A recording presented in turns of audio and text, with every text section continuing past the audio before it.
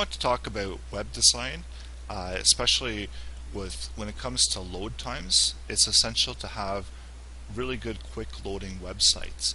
And sometimes if you've got really big image sizes, that could slow the loading of your website. And the reason is that you need to have really good quick loading websites is that people, when they come to your website, they'll make a decision if they're going to stay on the site within the first 2 to 5 seconds. If your site is taking a long time to load, they might leave your website because of that. And as well, Google is mindful when the bot is crawling your site about how long it does take to load your site. So this could be another determining factor in your website rankings and search engines as well. So these are two really good reasons why you should be looking at your load times. And one of the biggest factors that people do is they put really big images on their website. And it's not a matter of the size of the image, it's a matter of the file size. So the file size is what you need to pay attention to.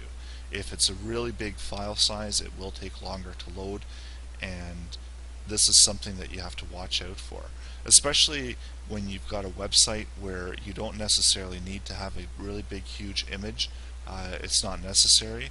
So the best practice is to optimize your image to the optimal size that it will be displayed on your website, so you don't lose any kind of quality to the image, but you also don't overdo the size of the image. And you can do this in Photoshop. When you are sending out your image, you can determine what size you see in the preview area, what size the image is, and you can adjust that, as well as you can pick different types of formats like JPEGs, GIFs, or PNG files, in order to better optimize the actual file size of the images that you are using.